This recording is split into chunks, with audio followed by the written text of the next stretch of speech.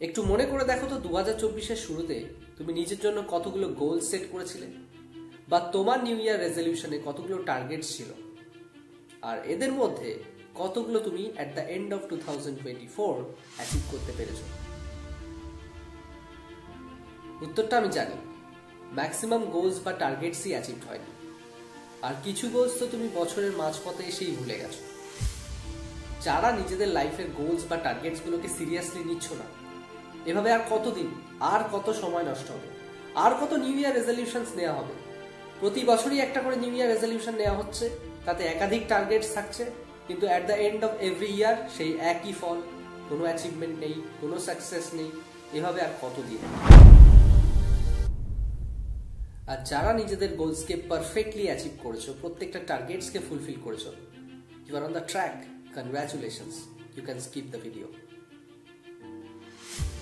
Scientific research অনুযায়ী বছরের শুরুতে যারা নিউ ইয়ার রেজলিউশন নেয়, তাদের অলমোস্ট 25% মানুষই জাস্ট এক সপ্তাহের মধ্যে সেই নিউ ইয়ার রেজলিউশনকে ইমপ্লিমেন্ট করা বা এক্সিকিউট করা ছেড়ে দেয়। অর্থাৎ তারা ওই এক সপ্তাহের মধ্যেই তাদের ধৈর্য হারিয়ে ফেলে। আর বছরের শেষে গিয়ে দেখা যায় মাত্র 9 থেকে 12% মানুষ তাদের নিউ ইয়ার রেজলিউশনকে সাকসেসফুলি এক্সিকিউট করতে পেরেছে। 2024 শেষ হতে আর জাস্ট কয়েকটা দিন বাকি।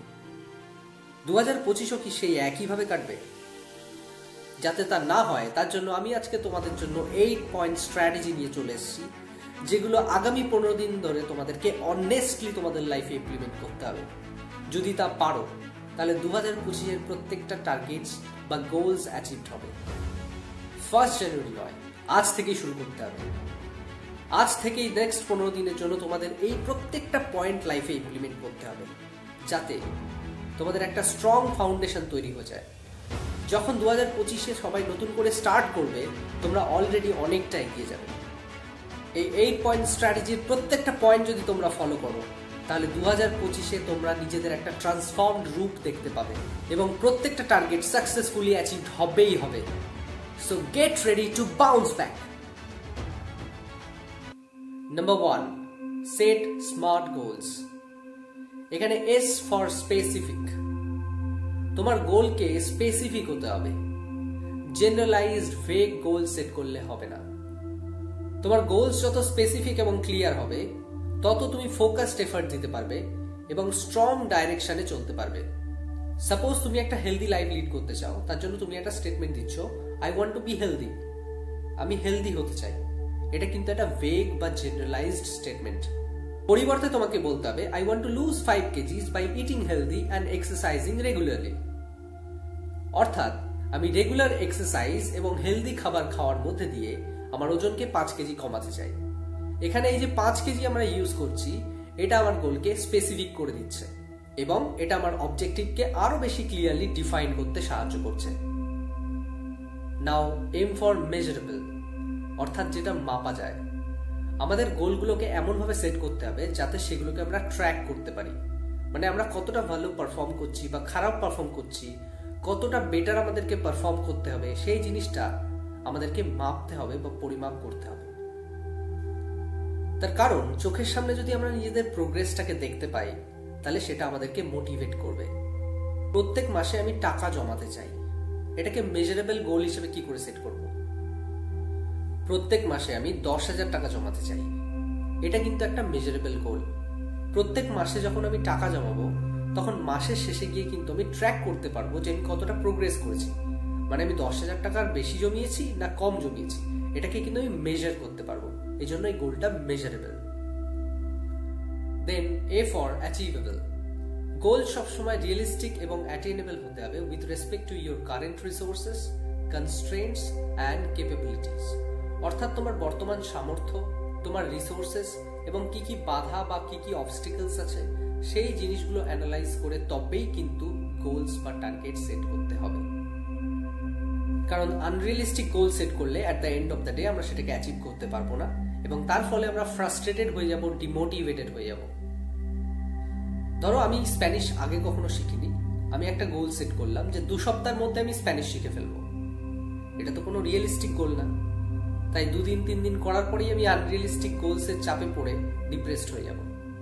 হ্যাঁ, আমি এটা ঠিক করতে পারি যে আগামী 3 মাসের মধ্যে আমি স্প্যানিশের উপর একটা বেসিক কোর্স করব। তো এটা রিয়েলিস্টিক এবং অ্যাচিভেবল একটা গোল। এরপর আর ফর রেলেভেন্ট, অর্থাৎ প্রাসঙ্গিক। গোলসগুলো যাতে আমাদের পার্সোনাল বা প্রফেশনাল লাইফের সাথে প্রাসঙ্গিক হয়। তাই আমার জীবনের বর্তমান অবজেক্টিভস, প্রায়োরিটিস, ভ্যালিউস এগুলো অ্যানালাইজ করে তার উপর গোল সেট করা উচিত। ধরো আমার খুব তাড়াতাড়ি একটা হাই পেইং জব দরকার, কিন্তু আমি একটা গোল সেট করলাম যে আমি স্কেটবোর্ড শিখতে চাই, বা আমি আগামী 3 মাস ধরে স্কেটবোর্ড চালানো শিখব। তো এটার তো কোনো রেলেভেন্স নেই। হ্যাঁ, এটা প্যাশন হিসেবে কখনো কখনো আমরা নিতে পারি, কিন্তু এর জায়গায় আমি যদি ঠিক করি যে আগামী 6 মাসের মধ্যে আমি এআই এর উপরে আমার স্কিলগুলোকে আপগ্রেড করব, তাহলে সেটা আমার জন্য বেশি প্রাসঙ্গিক হবে বা রেলিভেন্ট হবে। Next, T for time bound, অর্থাৎ আমাদের প্রত্যেকটা গোলসের জন্য একটা ডেডলাইন ফিক্স করতে হবে। ডেডলাইন না থাকলে আমাদের প্রেশার থাকবে না, আমরা প্রোক্রাস্টিনেট করব, কাজটাকে ডিলে করব, আজ করছি কাল করছি এরকম করতে করতে ডিলেই করতে থাকবো। পার্কিনসন্স ল বলছে work expands to fill the time allotted for its completion, অর্থাৎ আমাদের হাতে যত বেশি সময় থাকবে তত ওই কাজটা এক্সপ্যান্ড করবে ওই টাইমটাকে ফিল করার জন্য। ওই কাজটা কমপ্লিট করতে হয়তো আমাদের অল্পই কিছু সময় লাগতো, কিন্তু আমাদের হাতে অনেক সময় আছে বলে সেই কাজটাকে ডিলে করতে করতে অনেকটা দেরি করে ফেলবো আমরা। Point number 2, apply Pareto principal or 80-20 rule. এই প্রিন্সিপাল অনুযায়ী আমাদের জীবনে 20% অ্যাকশনস 80% আউটকামসকে ডিসাইড করে। তুমি সাপ্তাহিক একটা লিস্ট তৈরি করো যেখানে প্রত্যেক সপ্তাহ তোমার কাজগুলো বা অ্যাক্টিভিটিসগুলো লিস্ট ডাউন করা থাকবে, এবং এর মধ্যে থেকে আইডেন্টিফাই করো যে কোন 20% অ্যাকশনস তোমার 80% আউটকামকে ডিসাইড করছে। আর যে সমস্ত কাজগুলো লো ভ্যালু বা যে সমস্ত কাজগুলোর গুরুত্ব কম, সেইগুলো তুমি অন্য কাউকে দিয়ে করাও বা অন্য কাউকে ডেলিগেট করে দাও। নাম্বার 3, এমব্রেস আ গ্রোথ মাইন্ডসেট। গ্রোথ মাইন্ডসেটের মানুষরা বিশ্বাস করে যে তারা তাদের এবিলিটিকে প্র্যাকটিস এবং এফার্টস এর মধ্যে দিয়ে ডেভেলপ করতে পারে। তারা চ্যালেঞ্জেসকে অপরচুনিটিজ হিসেবে নেয়। সুতরাং তুমি যদি গ্রো করতে চাও তাহলে নিজেকে চ্যালেঞ্জেস ফেস করতে শেখাও। চ্যালেঞ্জেস অ্যাভয়েড করলে চলবে না, নিজেকে নতুন নতুন চ্যালেঞ্জেসের সামনে ফেলতে হবে। আর সব থেকে গুরুত্বপূর্ণ যে জিনিসটা খেয়াল রাখতে হবে সেটা হচ্ছে সেলফ টক। তুমি হয়তো কোনো একটা পার্টিকুলার সাবজেক্টে ভালো না, তুমি কখনোই বলো না যে আই কান্ট ডু দিস, তার জায়গায় তুমি বলো I can improve if I try and practice. তুমি হয়তো পাবলিক স্পিকিং এ খুব একটা ভালো নয়, তাই বলে তুমি কখনো বলো না I am not good at public speaking. তার পরিবর্তে তুমি বলো I can be a great public speaker with deliberate practice. Number 4, develop a robust system. শুধু গোল সেট করলে হবে না, এমন একটা সিস্টেম তৈরি করতে হবে যে সিস্টেমটা বিভিন্ন রকম প্রসেসের মধ্যে দিয়ে তৈরি হবে এবং আমাদের সেই গোলটাকে অ্যাচিভ করার জন্য ওই প্রসেসগুলোর মধ্যে দিয়ে যেতে হবে। তাই আমরা রেজাল্টটাকে এনজয় করার পরিবর্তে যদি ওই প্রসেসটাকে এনজয় করি তাহলে আমরা কিন্তু ওই গোলটা খুব সহজেই অ্যাচিভ করতে পারবো, এবং তার জন্য আমাদের দরকার একটা রোবাস্ট সিস্টেম। এর জন্য প্রথম স্টেপ হিসেবে তোমার আইডেন্টিটিকে ডিফাইন করতে হবে। ধরো তুমি ম্যারাথনে পার্টিসিপেট করতে চাও, তো এর জন্য তুমি যদি তোমার নিজের আইডেন্টিটিটাকে সেট করো, সেটা কিভাবে করা যাবে? I want to participate in marathon, মানে আমি ম্যারাথনে পার্টিসিপেট করতে চাই এরকম না বলে বলো আই এম আ রানার, আমি একজন রানার। যখনই তুমি তোমার আইডেন্টিটিকে একজন রানার হিসেবে ডিফাইন করছো, তখন তোমার কাজগুলো বা তোমার অ্যাক্টিভিটিসগুলো কিন্তু তার মতোই হবে। তুমি কিন্তু তখন রেগুলারলি দৌড়ানো, হেলদি খাবার খাওয়া, ফিটনেসকে প্রায়োরিটি দেওয়া, এই কাজগুলোর মধ্যে দিয়ে নিজেকে একজন রানার হিসেবে প্রতিষ্ঠা করতে চাইবে। আর তুমি যদি নিজেকে সাকসেসফুলি একজন রানার হিসেবে তৈরি করতে পারো, তাহলে তোমার যে এন্ড গোল অর্থাৎ ম্যারাথনে পার্টিসিপেট করা, সেটা ডেফিনেটলি তুমি অ্যাচিভ করতে পারবে। আইডেন্টিটি ক্রিয়েশনের পরে এটাকে তোমায় হ্যাবিটসের মধ্যে ব্রেকডাউন করতে হবে। কিভাবে? একটা এক্সাম্পল দিই। একজন রানার হিসেবে তুমি ঠিক করতে পারো আমার প্রত্যেক দিনের খাবারে ভেজিটেবলস, নিউট্রিশিয়াস ফুডস থাকবে, প্রত্যেক দিন 1 ঘন্টা করে আমি দৌড়াবো। তাহলে বোঝা যাচ্ছে এন্ড গোলের উপরে আমি যতটা না ফোকাস করব, তার থেকে অনেক বেশি ফোকাস করব আমি নিজের সিস্টেমটাকে ডেভেলপ করতে বা আমি প্রসেসগুলোকে ডেভেলপ করতে, যে প্রসেসের মধ্যে দিয়ে আমাকে যেতে হবে ওই এন্ড গোলটাকে অ্যাচিভ করতে। Next point, don't chase your passion, but let your passion follow your skills. Traditionally আমরা বলে থাকি যে follow your passion. MIT professor Cal Newport বলছেন, আমরা যদি প্যাশনকে নিয়ে প্যাশনেট হয়ে যাই, যে কাজটা আমার ভালো লাগে না আমি হয়তো ভাববো এটা আমার প্যাশনই নয়, আমি চেষ্টা করব আমার প্যাশনকে খুঁজে পাওয়ার। এরকম করতে করতে হয়তো কোনো কাজেই আমার ইন্টারেস্ট আসবে না, আর আমি at the end of the day প্যাশনকেই খুঁজে পাবো না। এই কারণেই তিনি সাজেস্ট করছেন ডেভেলপ আ ক্রাফটসম্যান মাইন্ডসেট। তিনি বলছেন develop rare and valuable skills. এমন কিছু স্কিলস তোমার মধ্যে ডেভেলপ করো যেগুলো খুবই ভ্যালুয়েবল, খুবই প্রেশিয়াস, কিন্তু rare. We are living in an এরা অফ ইনফরমেশন রেভলিউশন। আমরা এমনই একটা সময় দাঁড়িয়ে যেখানে আমাদের কাছে ইনফরমেশনের কোনো কমতি নেই। তাই রিসার্চ করো মার্কেটে কোন স্কিলটা খুব রেয়ার কিন্তু হাই পেইং, ডিম্যান্ডিং, এবং নিজের বেস্ট এফার্ট দিয়ে সেই স্কিলটা এক্সেপশনালি পারফর্ম করার চেষ্টা করো। Let the value of your work create its own rewards. ধরো কেউ একজন আর্টিফিশিয়াল ইন্টেলিজেন্সের বিষয়ে শুনেছে কিন্তু সে ডিটেলে কিছু জানে না, তাই ইনিশিয়ালি সে ইন্টারেস্ট পাচ্ছে না, কিন্তু আস্তে আস্তে সে যখন শুরু করছে, করতে করতে জিনিসটার বিষয়ে জানছে এবং নতুন নতুন প্রজেক্টস করছে, তখন তার আস্তে আস্তে ইন্টারেস্ট আসছে, এবং যখন আস্তে আস্তে সে ইন্টারেস্ট পাচ্ছে তখন তার মধ্যে কিন্তু সেই স্কিলটা সম্পর্কে জানার ইচ্ছা আরো বেশি করে জানছে, এবং যখন সে এই বিষয়টা ইন্টারেস্ট পাচ্ছে তখন সে আরো বেশি করে এফার্টস দিচ্ছে। একটা সময় সে রিয়েলাইজ করছে যে এটার একটা হিউজ ফিউচার প্রসপেক্ট আছে এবং সে আরো বেশি করে এফার্টস সেখানে দিচ্ছে। শেষে গিয়ে দেখা যাচ্ছে সে এক্সট্রা অর্ডিনারিলি সেই স্কিলটাকে ডেভেলপ করে ফেলছে। Number 6, engage in deep works. Bill Gates বছরে 2 বার করে নিজের জন্য থিঙ্ক উইক আয়োজন করতেন। তিনি 1 সপ্তাহের জন্য কোনো একটা নির্জন জায়গায় চলে যেতেন, সাথে শুধু থাকতো রিপোর্টস, পেপারস, বুকস। এই একটা সপ্তাহ তিনি পুরোপুরি নিজেকে ডিপ ওয়ার্কের মধ্যে নিয়োজিত করে দিতেন। কোনো রকম ডিস্ট্রাকশনস তিনি এই টাইমটা অ্যালাউ করতেন না। এই টাইম পিরিয়ডে তিনি নিজের কোম্পানির বিভিন্ন রিপোর্টস গুলো ঘেটে দেখতেন, নতুন কোনো ইনোভেটিভ আইডিয়াস তার কোম্পানিতে ইন্ট্রোডিউস করা যায় কিনা সেগুলো ভেবে দেখতেন। আজকে আমরা অ্যাটেনশন ইকোনমির উপরে দাঁড়িয়ে রয়েছি, যেখানে প্রত্যেকে আমাদের অ্যাটেনশনকে গ্র্যাব করতে চাইছে to earn money. Multinational companies গুলো বিলিয়নস অফ ডলার্স ইনভেস্ট করছে আমাদের অ্যাটেনশনকে ধরে রাখার জন্য। আর এই পরিস্থিতিতে যত দিন যাচ্ছে আমাদের অ্যাটেনশন স্প্যান কমে যাচ্ছে, আমাদের ফোকাস কমে যাচ্ছে, আর এই কারণেই ডিপ ওয়ার্ক সেশনস কন্ডাক্ট করা ভীষণ ভীষণ জরুরি। ডিপ ওয়ার্ক কিছুই না, দিনের একটা পার্টিকুলার টাইমে আমরা একটা ডিস্ট্রাকশন ফ্রি এনভায়রনমেন্ট তৈরি করব, যেখানে বসে আমরা নিজেদের কাজগুলোকে ডিস্ট্রাকশন ফ্রি ভাবে করতে পারি। শুরুতে ছোট ছোট আধ ঘন্টা 45 মিনিটের ডিপ ওয়ার্ক দিয়ে শুরু করতে হবে, তারপরে এই সেশনটার লেন্থ আস্তে আস্তে বাড়ানো যেতে পারে। Number 7, stop being nice. এর মানে এই নয় যে তোমার মধ্যে থেকে কাইন্ডনেস, রেসপেক্ট এই জিনিসগুলো সরিয়ে ফেলতে হবে। এটার মানে হচ্ছে তুমি লাইফে কিছু বাউন্ডারিজ সেট করো, যে বাউন্ডারিজ গুলো কাউকে ক্রস করতে অ্যালাউ করবে না।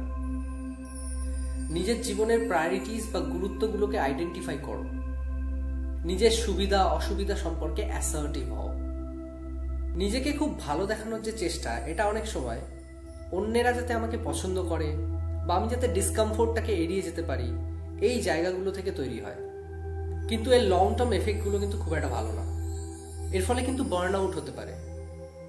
তার কারণ তুমি হয়তো নিজের প্রয়োজনগুলোকে চেপে রেখে অন্যের প্রয়োজনগুলোকে প্রায়োরিটাইজ করছো। একটা সময় তোমার নিজের ভিতরে ভিতরে রাগ, ক্ষোভ এইগুলো তৈরি হবে। কেন? কারণ তুমি নিজের ফিলিংসগুলোকে বা এক্সপ্রেশনসগুলোকে দমিয়ে রাখছো।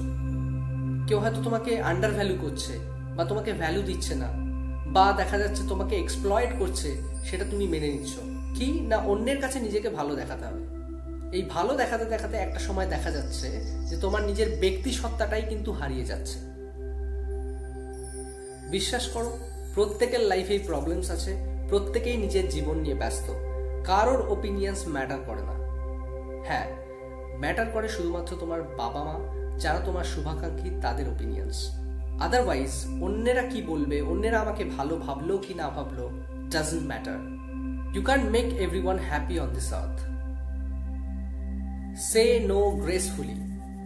তোমার কোনো কোওয়ার্কার বা কলিগ হয়তো বারবার করে তোমাকে একটা কাজ করে দিতে বলছে, খুব বিরক্ত করছে কদিন ধরে, কিন্তু তুমি দেখছো যে তোমার হাতে প্রচুর কাজ রয়েছে, তুমি ওর কাজটায় যদি ফোকাস করতে চাও তাহলে তোমার এই কাজগুলো কমপ্লিট করা যাবে না।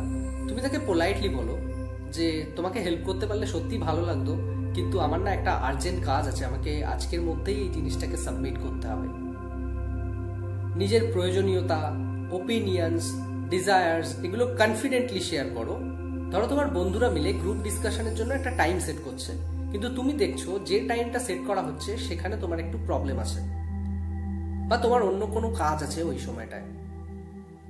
এখানে তুমি কোনো রকম হেজিটেট না করে ক্লিয়ারলি বলো, I am okay with the group discussion, কিন্তু আমার না ওই টাইমটা একটু প্রবলেম আছে, টাইমটা একটু চেঞ্জ করা হোক। Prioritise authenticity. ধরো তোমার সাথে কারোর কনভারসেশন চলছে, সে একটা ওপিনিয়ন শেয়ার করলো, তুমি হয়তো তার সাথে একমত নও। তার হ্যাঁতে হ্যাঁ না মিলিয়ে তুমি পরিষ্কার করে বলো যে তুমি তার ওপিনিয়নকে রেসপেক্ট করো, কিন্তু অ্যাট দ্য সেম টাইম তোমার একটা ডিফারেন্ট ওপিনিয়ন আছে। এরপর তুমি নিজের পার্সপেক্টিভটাকে যুক্তির সাথে তার সামনে তুলে ধরো। Okay, you should develop the courage to be disliked. Now last and final point, practice gratitude and let go. তোমার কাছে যা যা আছে তার জন্য নিজেকে কৃতজ্ঞ মনে করো, যেগুলো নেই সেগুলো নিয়ে ভাবা কমাও। প্রত্যেকটা দিনের শেষে তুমি 2-3টে জিনিসকে আইডেন্টিফাই করার চেষ্টা করো যেগুলোর জন্য তুমি নিজেকে গ্রেটফুল মনে করো, যেমন তোমার good health, supportive family, friends, relationship. Gratitude প্র্যাকটিসের মধ্যে দিয়ে তুমি তোমার নিজের ফোকাসকে যেগুলো নেই সেখান থেকে সরিয়ে যেগুলো আছে সেগুলোর উপরে নিয়োজিত করছো। এর ফলে তোমার মধ্যে নেগেটিভ ইমোশনস কম তৈরি হবে, তুমি ছোট ছোট জিনিসের ভ্যালিউসগুলো বুঝতে পারবে, এবং এটা তোমাকে হ্যাপিনেস এবং ফুলফিলমেন্ট দেবে টু আ গ্রেট এক্সটেন্ট। যে জিনিসগুলো তোমার কন্ট্রোলে নেই সেগুলো নিয়ে ভাবা বন্ধ করো, কারণ এগুলো নিয়ে ভেবে তো তুমি কিছু করতে পারবে না, বরং যত বেশি ভাববে তত তুমি স্ট্রেসড হয়ে যাবে, তত বেশি তোমার মধ্যে অ্যাংজাইটি তৈরি হবে। তাই এগুলো থেকে নিজের ফোকাসকে সরিয়ে যেখানে তোমার ফোকাস করা উচিত সেখানে ফোকাস করো। ধরো তুমি তোমার অফিসের কোলিগস বা কোওয়ার্কার্সের তোমার সম্পর্কে ওপিনিয়ন নিয়ে খুব বদার্ড, তোমার সবসময় মনে হয় যে তারা তোমাকে নিয়ে পিএনপিসি করছে, কিন্তু একটা জিনিস বোঝো যে তোমার তো তাতে কোনো কন্ট্রোল নেই না। তারা যদি কিছু বলেও থাকে বা বলে তাতে তোমার কন্ট্রোল নেই, তাই সেটা নিয়ে ভেবেও কিছু করা যাবে না, তাদেরকে বলতে দাও। ভাবো যে তুমি লাকি কারণ তোমার কাছে একটা কাজ আছে যেটা তোমাকে ফাইন্যান্সিয়ালি সাপোর্ট করছে, এবং তোমার ফোকাসটাকে তোমার কোওয়ার্কার্স বা কলিগদের ওপিনিয়ন্স থেকে সরিয়ে নিজের কাজের উপরে রিইনভেস্ট করো। সো গাইস, আমরা আজকে 8 পয়েন্ট স্ট্র্যাটেজি নিয়ে ডিসকাস করলাম, যেগুলো তোমরা নেক্সট 15 ডেজ অনেস্টলি তোমাদের লাইফে ইমপ্লিমেন্ট করো, যাতে 2025টা আর এভাবে নষ্ট না হয়। প্রত্যেকটা টার্গেটস, প্রত্যেকটা গোলস যাতে 2025-এ অ্যাচিভড হয়। একই ভুলের রিপিটেশন যেন তোমার নতুন বছরটাকে নষ্ট না করে। So all the best from my side. Thank you for your time and patience.